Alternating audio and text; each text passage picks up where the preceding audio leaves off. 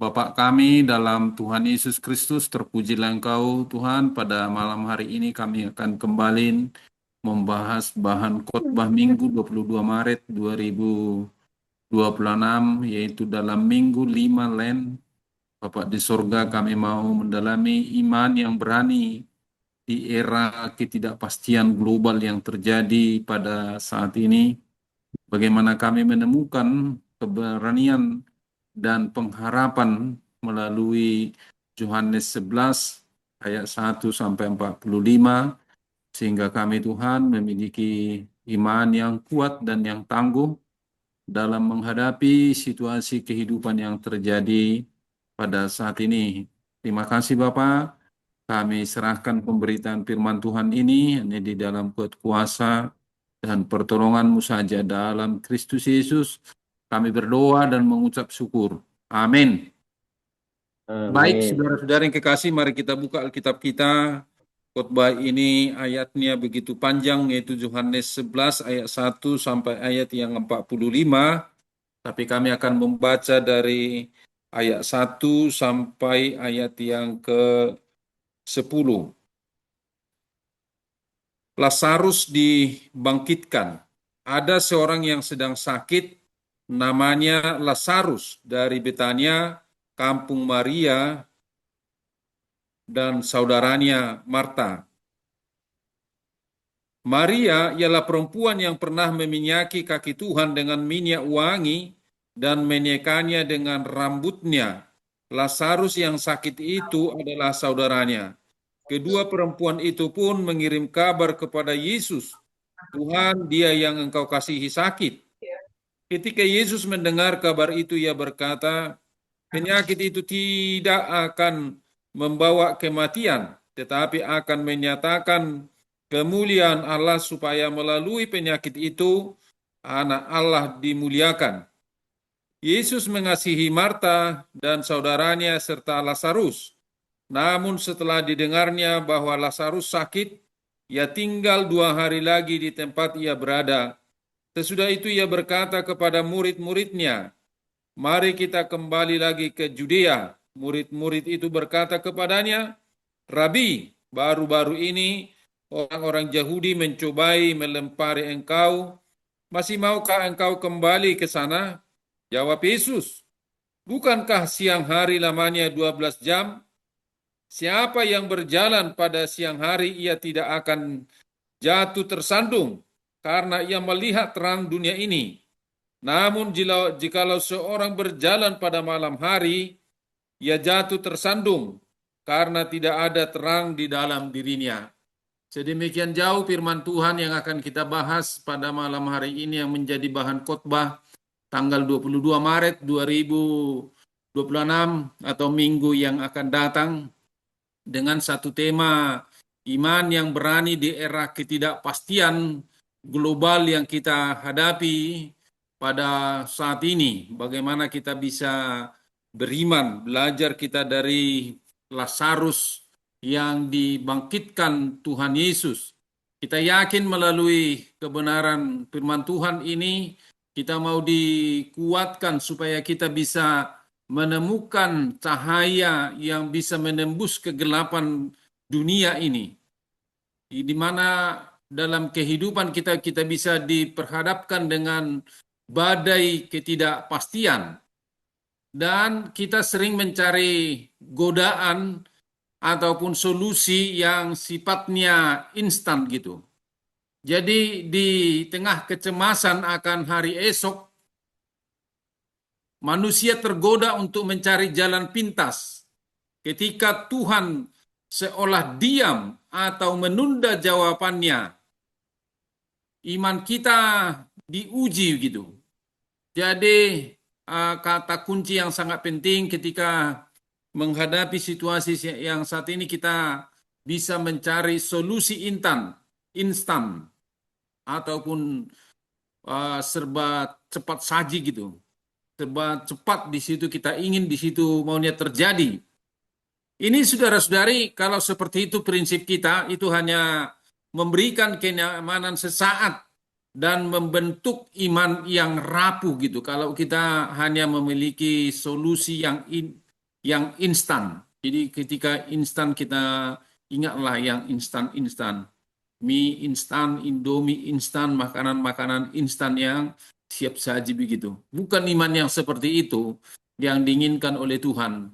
Iman yang seperti itu adalah iman yang rapuh. Tapi iman yang mau dirindukan dari kehidupan kita adalah iman yang sejati. Tidak melarikan diri dari realitas masalah yang terjadi di dalam kehidupan ini gitu.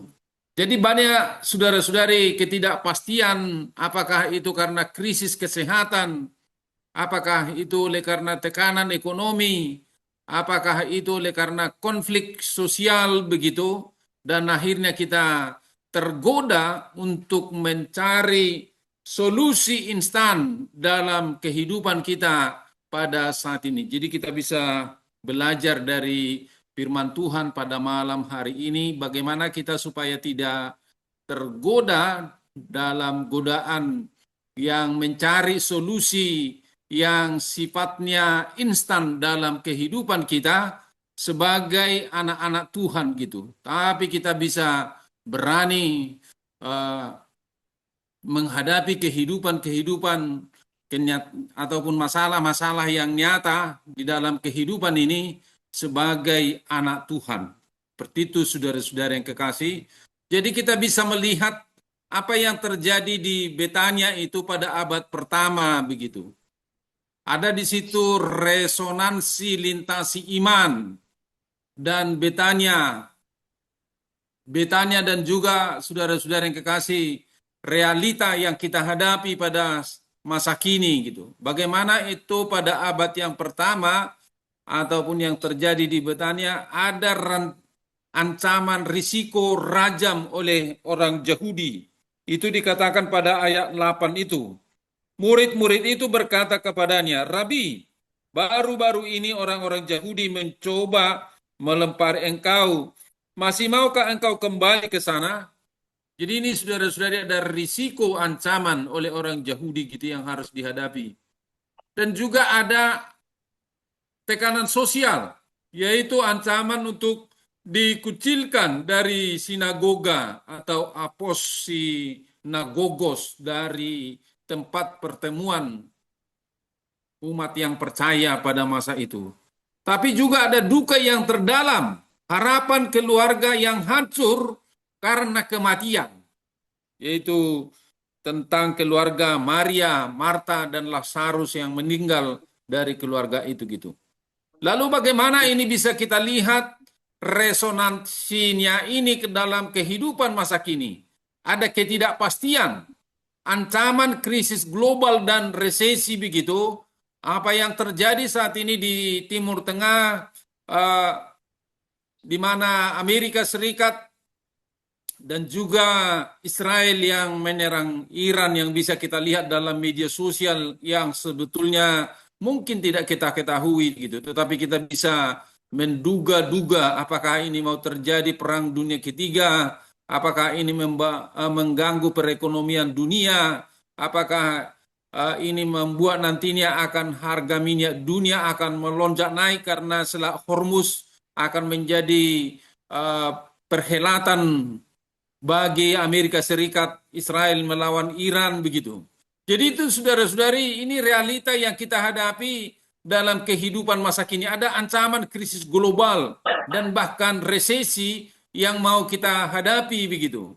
Atau juga ada perasaan kita ditinggalkan dan kecemasan masa depan begitu. Ini menjadi satu realita yang bisa kita hadapi pada masa kini gitu. Jadi kita ditinggalkan. Ada pergumulan batin di mana doa-doa seolah tak kunjung dijawab oleh Tuhan gitu. Lalu bagaimana ini bisa kita hubungkan dengan connecting insight, artinya kita bisa melihat dalam situasi realita masa kini, ada di situ pencerahan. Kalau terjadi kepedihan ataupun duka cita, dari dalamnya ada penantian dan harapan yang tertunda gitu. Waktu Tuhan seolah tidak sejalan dengan keinginan manusia, saudara-saudari gitu. Jadi itu kita bisa nanti pelajari lebih dalam dari kebenaran firman Tuhan pada malam hari ini, sehingga saudara-saudara yang kekasih, kita tahu bagaimana sebetulnya harus beriman yang berani di era ketidakpastian global yang kita hadapi pada masa kini gitu.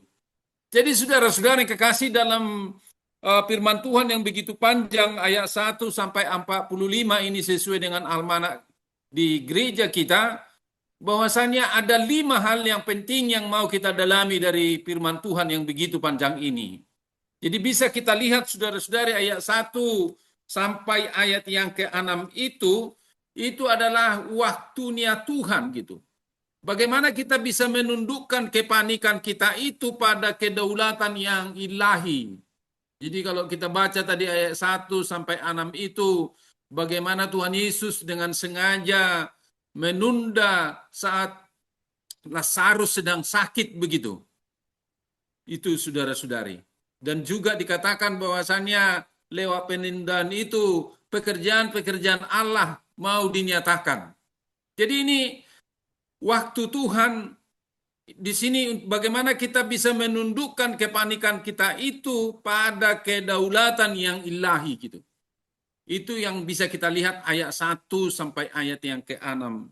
Lalu saudara-saudari, dalam ayat yang ke-7 sampai ayat yang ke-16 adalah keberanian melangkah, saudara-saudari. Keberanian melangkah yaitu ketaatan di tengah ancaman nyata gitu. Jadi dalam ayat 8 itu bahwasannya Tuhan Yesus itu menghadapi ancaman di tempat Lazarus ini ataupun di Judea ini. Sesudah itu ia berkata kepada muridnya, mari kita kembali ke Judea. Murid-murid itu berkata kepadanya, Rabi, baru-baru ini orang-orang Yahudi mencoba melempari engkau. Masih maukah engkau kembali ke sana gitu? Nah ini saudara-saudari, keberanian melangkah di tengah-tengah ketaatan, di tengah ancaman yang nyata gitu. Terkadang kita bisa diutus seperti domba di tengah-tengah serigala gitu. Tapi jawaban Yesus sangat menarik di situ, saudara-saudari. Kan ada waktunya siang, ada waktunya malam, ada waktunya marah, ada waktunya bisa memikirkan tentang terang itu. Lalu saudara-saudari bisa kita lihat juga yang ketiga dari firman Tuhan ini, ayat 17 sampai ayat yang ke-27 begitu, yang berkaitan dengan eskatologi yang terwujud.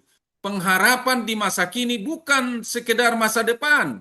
Ketika Yesus berkata, akulah kebangkitan dan hidup.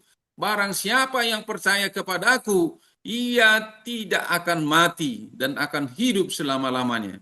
Ini saudara-saudara yang kekasih, kita mau pahami ini dengan sudut pandang yang baru tentang eskatologi itu, tidak hanya untuk melihat masa depan begitu.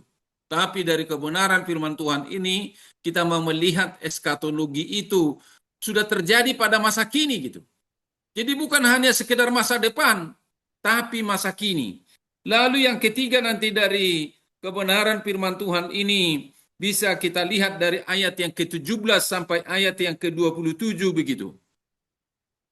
Yaitu tentang kemarahan suci dan solidaritas itu.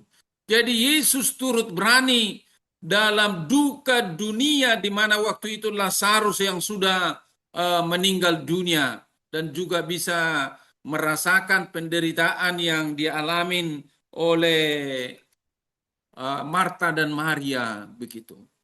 Jadi saudara-saudari, itu bisa kita lihat dalam ayat yang ke-28 sampai ayat yang ke-37 itu, kemarahan suci dan solidaritas. Seolah-olah Yesus mau melihat bahwasannya duka cita itu kok bisa sampai seperti itu terjadi. Lalu dia sampai menangis di situ melihat penderitaan itu. Itu namanya solidaritas dan kemarahan suci di situ. Dan juga bisa kita lihat nanti yang terakhir dari kebenaran firman Tuhan ini, yaitu kuasa dan komunitas, otoritas Kristus dan peran pemulihan oleh gereja. Itu bisa kita lihat dalam ayat yang ke-35 sampai ayat yang ke-45 itu. 38 sampai ayat 45, saudara-saudari. Bagaimana Tuhan Yesus memanggil Lazarus yang sudah 4 hari di dalam kubur itu, dan juga menyatakan supaya dibuka kuburan itu dan juga kain kapan pengikat yang mengikat oleh Lazarus ketika Yesus berkata, "Bangkitlah," gitu. Ini saudara-saudari mau menunjukkan otoritas Kristus dan peran pemulihan oleh gereja dalam kehidupan masa kini. Saudara-saudari, kita masuki yang pertama. Jadi mempercayai waktu Tuhan di tengah penundaan gitu. Jadi ada kabar tiba kepada Yesus bahwasanya Lazarus sedang sakit. Itu bisa kita lihat dalam ayat yang kedua itu gitu. Jadi ada berita sampai kepada Tuhan Yesus bahwasanya Tuhan, dia yang kau kasihi sakit. Tapi ketika Yesus mendengar itu, bahwasanya Yesus sengaja menunda keberangkatannya. Artinya menunda keberangkatan di situ, menunda untuk menemui Marta dan Maria pada masa itu begitu. Tapi itu punya maksud, saudara-saudari. Apa arti penundaan itu? Lalu saudara-saudari, bisa kita lihat perjalanan ke Judea dimulai lagi kembali gitu serta penundaan itu walaupun dia ditolak di Judea itu. Lalu yang keempat, saudara-saudari, lewat penundaan ini Lazarus sudah 4 hari dalam kubur. Jadi bagi orang Yahudi itu mereka berpikir kalau 3 hari rohnya di situ, tetapi ketika pada hari yang keempat tidak ada lagi rohnya pada orang yang sudah mati itu, sudah ditinggalkanlah itu gitu. Tapi Tuhan Yesus mau melawan situasi itu gitu. Jadi orang Yahudi itu, budaya Yahudi itu percaya bahwa roh meninggalkan tubuh sepenuhnya pada hari keempat. Secara manusiawi, situasi telah menjadi mustahil gitu. Jadi ini Tuhan Yesus mau menunjukkan bahwasanya dia berkuasa atas kematian itu. Ini penundaan ini bukan ketidakpedulian, melainkan ketundukan kepada Bapa. Penyakit ini bukan menuju kematian, melainkan demi kemuliaan Allah gitu. Jadi tujuan daripada kematian itu bukan, saudara-saudari, untuk ketundukannya kepada dunia, tetapi untuk ketundukannya pada Bapa gitu. Untuk juga menunjukkan kemuliaan Allah. Disinilah, saudara-saudari, kita bagaimana kita bisa memiliki iman yang berani di era ketidakpastian global itu, mempercayai waktu Tuhan di tengah penundaan. Itu yang pertama sangat penting kita ketahui dari kebenaran firman Tuhan ini. Lalu yang kedua, saudara-saudari, adalah melangkah ke daerah berbahaya. Sebagaimana dalam ayat 8 itu, Judea itu sangat berbahaya bagi Yesus begitu. Sangat bahaya, datang ancaman dari orang-orang Yahudi kepada dia. Itu nyata juga dalam ayat yang ke-16 itu, di mana Thomas merespon begitu. Marilah kita pergi untuk mati bersama dengan dia, karena tahu bahwasanya Judea itu adalah menentang Yesus gitu. Ada core konsep Yesus menolak dikendalikan oleh ketakutan ataupun ancaman rajam. Selama masih siang dan terang bersinar, pekerjaan Bapa harus dilakukan. Keselamatan sejati ada di dalam ketaatan pada mandat ilahi, bukan pada zona nyaman gitu. Tetapi walaupun dalam zona tidak nyaman itu, mari kita pergi ke Judea. Ini satu keberanian, saudara-saudari. Tapi ini harus dipertimbangkan terkadang dalam kehidupan kita ketika kita menghadapi zona tidak nyaman itu. Karena memang kita harus hadapi gitu. Keberanian iman bukanlah optimisme buta tanpa rasa takut gitu. Tapi keberanian sejati adalah melangkah maju bersama Kristus secara realistis, mengetahui risiko yang ada yang akan dihadapi begitu. Jadi tahu kita risiko yang dihadapi. Yesus tahu risiko-risiko yang akan dia hadapi ketika dia pergi ke Judea. Dia berkata bahwasannya selama masih ada siang dan terang bersinar, pekerjaan Bapa harus dilakukan gitu. Ini jadi gambar matahari ini jadi suatu kesempatan supaya jangan hanya bertahan di dalam zona nyaman, tetapi juga ada kesempatan harus melangkah ke daerah berbahaya ataupun zona tidak nyaman begitu. Bisa saudara-saudari juga Masih di dalam skop yang kedua itu, dalam ketidaknyamanan itu ada kita bagaimana kita bisa meredefinisi tentang kematian dalam sebuah perspektif baru gitu. Jadi biasanya kalau mati itu dipakai untuk selama-lamanya terpisah manusia dengan Allah, tapi Yesus memakai kematian itu dengan kata koimesis yang artinya tidur. Yesus sengaja memakai kiasan ini untuk mengubah cara pandang para murid. Kematian jasmani bukanlah akhir segalanya, melainkan sekedar keadaan tertidur sementara sebelum dibangkitkan. Ini. Jadi ini, saudara-saudari. Jadi kita ingat bahwasannya saat pengebumian itu agenda dibacakan, disitulah engkau sampai engkau dibangkitkan gitu. Kedatangan Tuhan itu gitu. Ini apa yang mau kita lihat di sini saudara-saudari menjadi goal utamanya. Semuanya ini diizinkan dengan satu tujuan ilahi. Supaya kamu percaya. Jadi percaya itu pisteu wete. Pisteu wete itu saudara-saudari bagaimana kita betul-betul percaya gitu. Jadi ada apistos artinya dia tidak percaya. Ada juga saudara-saudari iman yang ragu-ragu gitu, percaya yang ragu-ragu. Tapi pisteuete ini supaya dia bisa terbentuk imannya lewat situasi kehidupan itu dan tidak ragu lagi gitu. Itu saudara-saudari.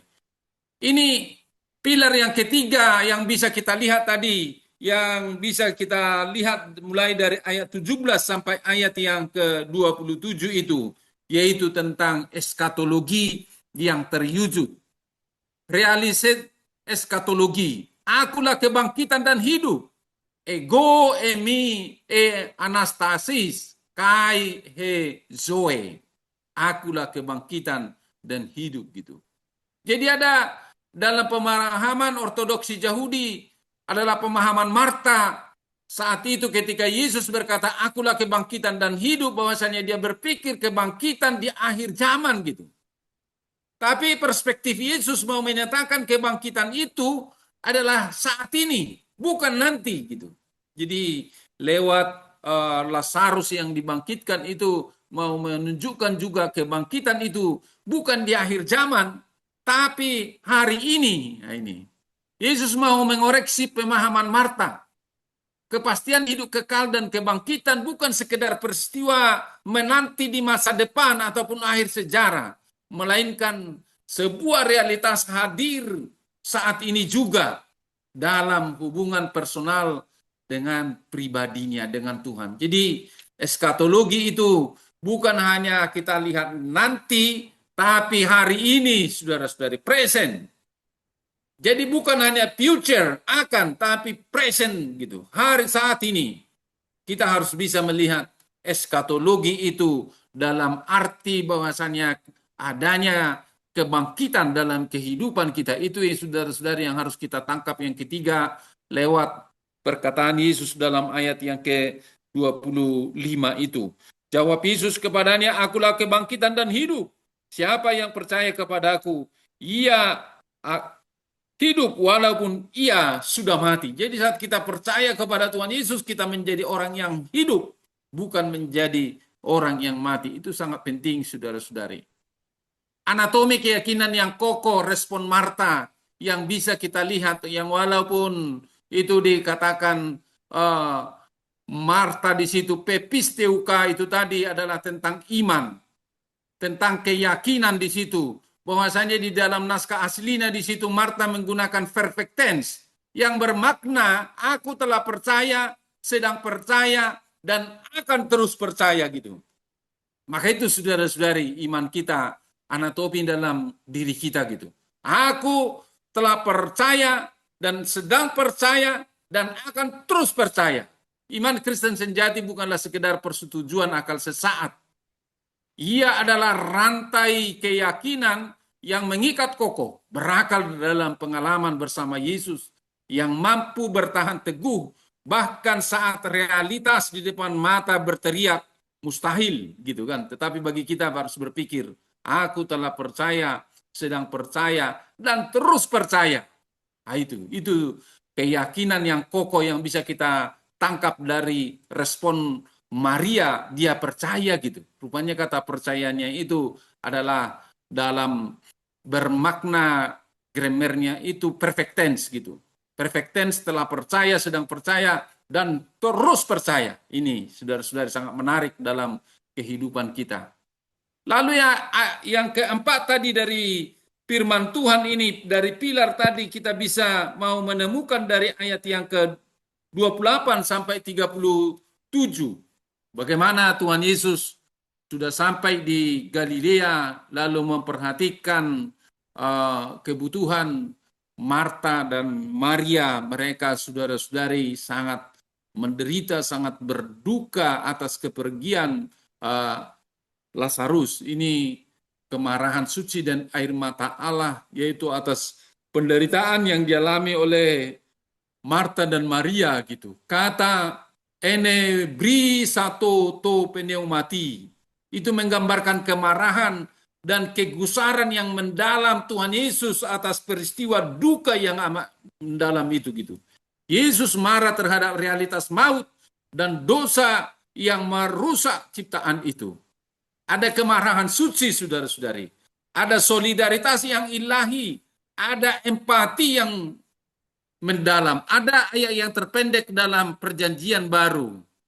Ada krusen, artinya Yesus menangis. Ayat terpendek ini namun membuktikan Allah tidak jauh atau kebal penderitaan. Ia memikul duka manusia. Jadi saudara-saudari yang kekasih, ya kita belajar dari Yesus yang menangis ini. Saat duka terjadi, menangislah, nggak apa-apa itu gitu. Jadi saat duka cita seperti Lazarus ini meninggal, ya Marta dan Maria dan orang-orang mungkin menangis pada masa itu. Ya kita pun saat kita menghadapi duka yang amat dalam bisa kita menangis, saudara-saudari. Tapi menangis itu dalam memahami lebih dalam, berempati lebih dalam tentang duka itu sampai kita memahami pemulihan yang lebih baik. Iman Kristen tidak menyediakan air mata atau bersikap dingin terhadap ketidakadilan.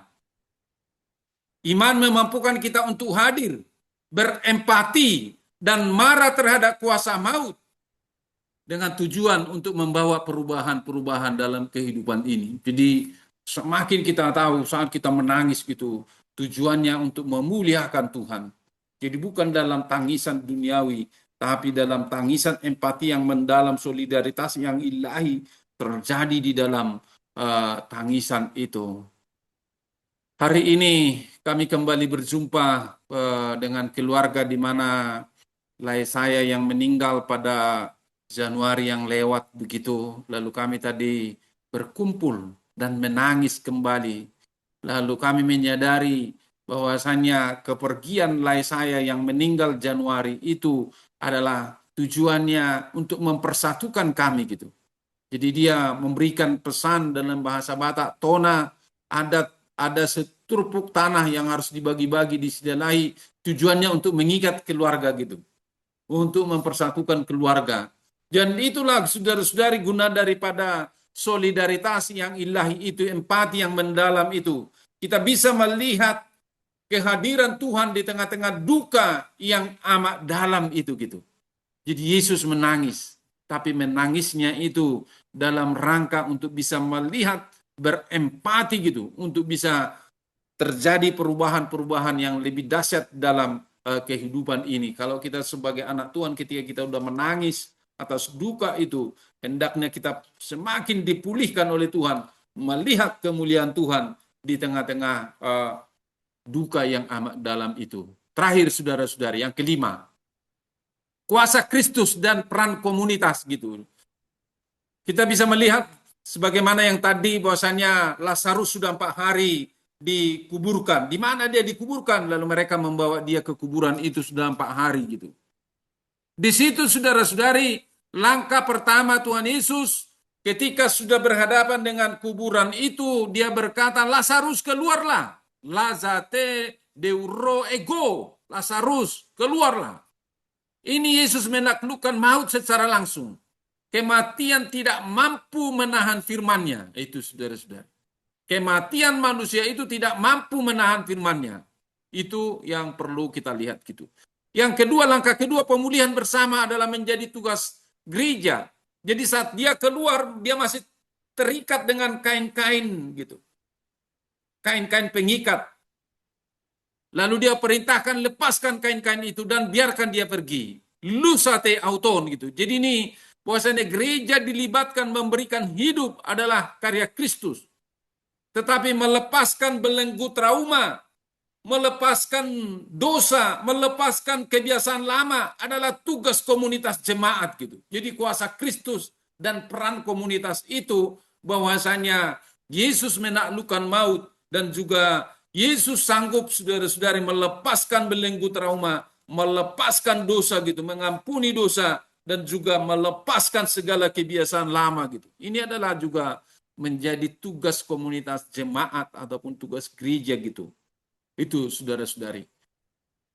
Apa yang bisa kita tangkap lebih dalam dari kebenaran firman Tuhan ini? Ada satu paradoks agung Injil, biaya dari sebuah kehidupan, jalan kehidupan. Kebangkitan Lazarus adalah kegelapan maut dikalahkan, duka keluarga diubah bisa menjadi satu sukacita gitu. Ada jalan salib. Reaksi pemuka agama memicu kesemasan politik pada masa itu gitu.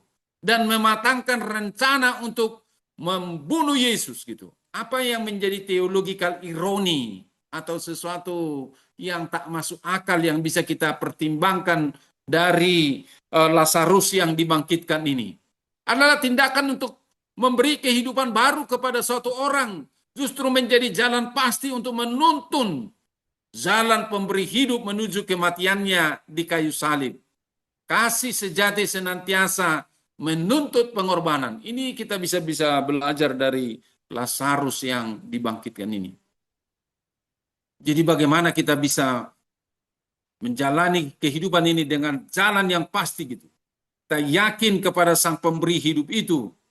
Sekalipun dia harus disalibkan, tapi semuanya untuk memberikan kemenangan bagi kita. Ini matriks transformasi. Bagaimana kita mengganti kacamata kita saat berhadapan dengan duka yang amat dalam itu begitu.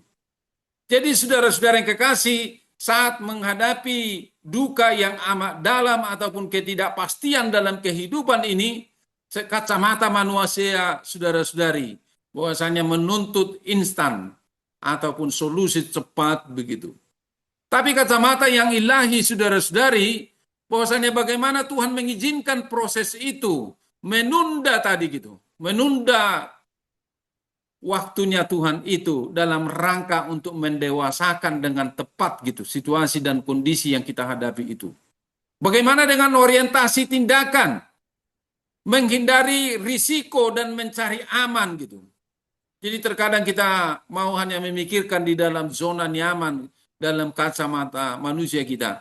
Tapi dalam kacamata yang ilahi itu ada ketaatan mutlak pada kehendak Bapa itu. Marilah kita pergi ke Judea gitu.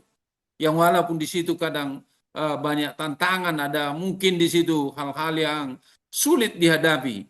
Itu juga saudara-saudara. Kalau itu suatu perintah dari Allah kepada kita, mari kita memiliki ketaatan mutlak pada kehendak Bapa itu. Kita hadapin gitu. Pasti dia menolong dan menjagai kita. Ada pengharapan. Kalau janji eskatologis itu di masa depan jauh gitu dalam kacamata manusia. Jadi penglihatannya jauh. Jadi surga itu ataupun eskatologi itu adalah nantinya itu gitu kan. Jadi mari kita melihat bahwasanya kedatangan Tuhan Yesus itu tidak perlu itu apa nantinya itu. Tapi saudara-saudari dalam kaca hikmat ilahi bisa kita lihat daripada firman Tuhan ini realitas kehidupan bersama Kristus hari ini. Bukan nanti. Jadi saat kita membaca daripada Injil Yohanes ini lebih banyak berbicara tentang kalimat-kalimat presentis yang artinya saudara-saudari kini. Eskatologi itu bukan hanya nanti tetapi kini gitu. Jadi presentis and future itu saudara-saudara. Kini dan akan datang itu. Jadi realitas kehidupan Kristus itu mulai daripada hari ini harus kita nikmati gitu. Respon terhadap duka itu manusia sering mengalami keputusasaan. atau mengalami fatalisme ke saat menghadapi duka yang amat dalam itu gitu. Tapi dalam kacamata ilahi kita bisa berempati, bisa kita mengalami solidaritas, kita masuk dalam pengalaman-pengalaman duka itu, bisa kita sampai menangis seperti Tuhan Yesus itu. Yesus menangis. Dan bisa juga kita sampai mengalami katarsis ataupun kemarahan suci terhadap maut itu, seolah-olah kita tidak siap menerima itu gitu. Tapi mari kita lihat dalam rangka untuk melihat lebih dalam hubungan kita dengan Tuhan atas segala duka yang amat dalam itu. Itu menjadi suatu respon yang ilahi, kacamata ilahi dalam kehidupan kita. Mari saudara-saudari dalam menghidupi iman yang berani sebagaimana tema ini, mengubah jadwal ambisius menjadi penyerahan diri gitu. Berani berkata kita, aku percaya. Pepisteuka, bahkan saat logika belum melihat jalan keluar itu.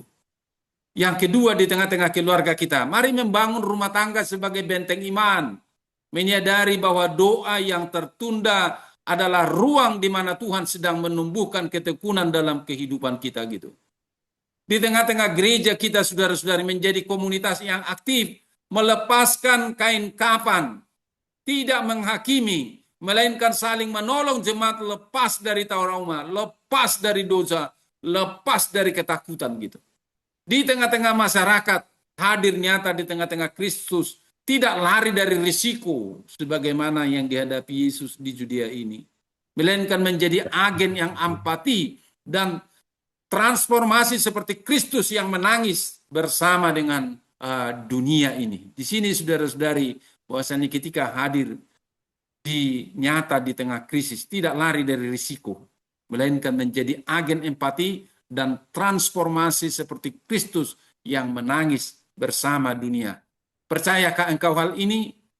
Yohanes 11 ayat 26. Iman yang berani di era ketidakpastian, tidak lari dari kegelapan, yang melangkah masuk memikul duka sesama dan membawa cahaya Kristus, sang kebangkitan dan hidup untuk menembusnya.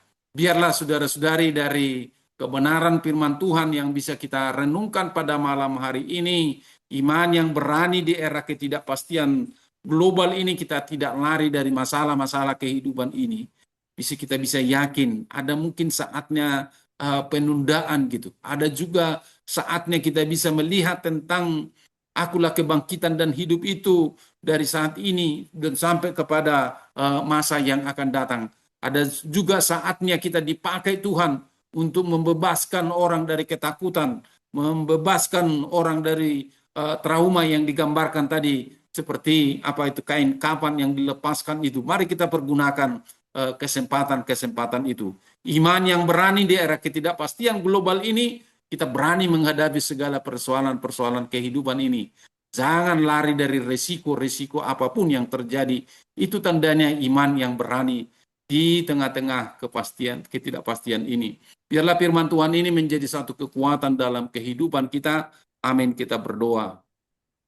Bapa kami dalam Tuhan Yesus Kristus, biarlah Tuhan kami memiliki iman yang berani di era ketidakpastian global yang terjadi pada saat ini di tengah-tengah dunia, di tengah-tengah situasi di ambang perang dunia ketiga yang kami hadapi saat ini, oleh karena kami bisa melihat perang yang ada antara Amerika Serikat, Israel melawan Iran, dan begitu juga Rusia dengan Ukraina. Tapi kata firman Tuhan itu menjadi tanda-tanda daripada permulaan daripada akhir zaman, artinya supaya kami tidak memiliki ketakutan, tapi kami terus berani menghadapi kenyataan-kenyataan kehidupan ini. Biarlah firman ini Bapak ketika disampaikan di tengah-tengah gerejamu menjadi firman yang hidup, firman yang menegarkan terlebih kami dalam menghadapi situasi kehidupan kami pada saat ini. Terpuji, termulialah Engkau Bapa, dalam Kristus Yesus kami berdoa dan mengucap syukur. Amin. Amin. Kembali kami serahkan ke Pak Raples.